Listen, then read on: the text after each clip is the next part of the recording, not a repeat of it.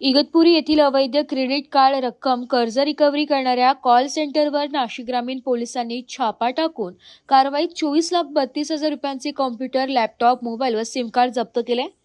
याबद्दल अधिक माहिती अशी की नाशिक ग्रामीण पोलीस हद्दीत अवैधरित्या चालवण्यात येणारे विविध कॉल सेंटरची माहिती काढून त्यांच्यावर कारवाई करण्याबाबत सूचना देण्यात आल्या होत्या। त्या अनुषंगाने इगतपुरी पोलीस ठाण्याचे पोलीस निरीक्षक श्रीमती सारिका हिराव यांना व त्यांच्या पथकाला मिळालेल्या गोपनीय माहितीनुसार 15 सप्टेंबर रोजी मीनाताई ठाकरे संकुल इगतपुरी येथे अवैधरित्या चालणाऱ्या कॉल सेंटरवर छापा टाकण्यात आला। सदर ठिकाणी क्रेडिट कार्डद्वारे दिले गेलेले लोन, गृहकर्ज व संबंधित कर्जाची रिकव्हरी करण्याकरिता कर्ज खातेदार आणि त्यांचे नातेवाईक, मित्र, शेजारी यांना बँकेकडील बनावट ओळख धारण करून बेकायदेशीरपणे धमकीचे कॉल करून त्यांच्याकडून कर्ज वसुलीचा प्रयत्न केला जात असल्याची खात्री पटली। म्हणून इगतपुरी पोलीस स्टेशन येथे तंत्रज्ञान व अधिनियम कलमानुसार गुन्हा दाखल करण्यात आला। अवैध कॉल सेंटर चालवणारे नरेंद्र शशिकांत भोंडवे, वर्ष 32, राहणार महात्मा गांधी नगर, महालक्ष्मी मंदिर जवळ इगतपुरी, पारस संजय भिसे, वर्ष 26, राहणार रमाबाई कॉलनी, प्रियदर्शनी चाळ, कमिटी, घाटकोपर, मुंबई यांना अटक करण्यात आली असून दिनांक 19 फेब्रुवारी 2025 रोजी पावतो पोलीस कस्टडी रिमांड देण्यात आली आहे।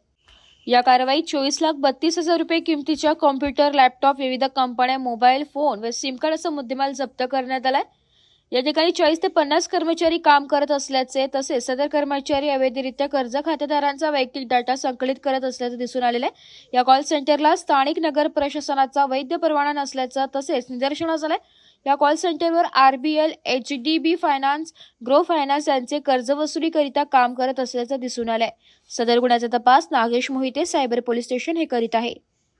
इगतपुरी पोलीस स्टेशनच्या हद्दीमध्ये मीनाताई ठाकरे संकुल या ठिकाणी कॉल सेंटर सुरू आहे याबाबतची माहिती मिळाल्यानंतर त्या ठिकाणी प्रभारी अधिकारी इगतपुरी यांनी व सायबर सेलचे अधिकारी यांनी संयुक्तपणे छापा टाकल्यानंतर त्या ठिकाणी साधारणतः 40 ते 50 लोक लॅपटॉप आणि कॉम्प्युटरच्या समोर बसलेले निदर्शनास आले।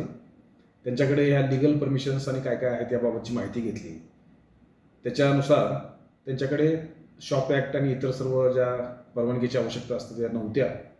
त्यांची कार्यपद्धती पाहिल्यानंतर त्या ठिकाणी बँकेकडून आलेली माहिती याच्या व्यतिरिक्त इतर लोकांनासुद्धा महाराष्ट्रातल्या कॉल करून त्यांनी कर्ज घेतलेलं आहे आणि कर्जासाठी धमकीचे फोन त्यांना जात होते।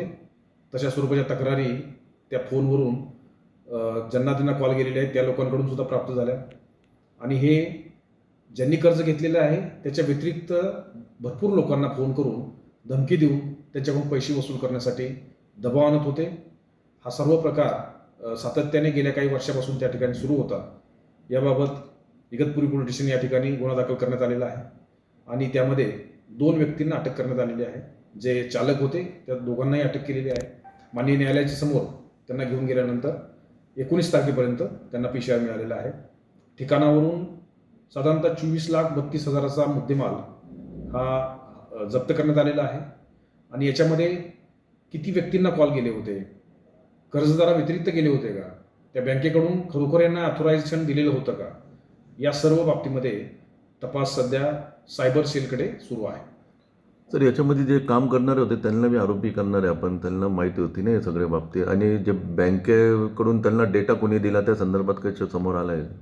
याच्यामध्ये जे कॉल करत होते त्यांना मालकाने ज्या पद्धतीने नंबर उपलब्ध करून दिले होते त्याप्रमाणे ते सांगत होते। त्यांना तसं ट्रेनिंग दिलं गेलं होतं। त्यामुळे त्यांना कामाला लावणाऱ्या लोकांना, त्यांना नोकरीसाठी ठेवणाऱ्या लोकांना हे खऱ्या अर्थाने त्यातले आरोपी आहेत। त्या दृष्टिकोनातून सर्व शोध तपास सुरू आहे। तर बँकेचं कोणी इन्व्हॉल्व आहे का त्याच्यामध्ये? बँकेकडून डेटा कसा आला यांच्याकडे? आतापर्यंत बँकेचे कुणीही अधिकृत समोर येत नाहीत। वारंवार त्यांना सूचना दिल्यानंतर सुद्धा बँकेचे कुठलेही अधिकारी समोर आलेले नाही आहेत। तपासामध्ये त्यांना या तपासाच्या दरम्यान त्यांना समोर बोलवलं जाईल आणि सत्य परिस्थितीची शहानिशा केली जाईल। AB न्यूज साठी प्रतिनिधी गणेश सदाफुले, नाशिक।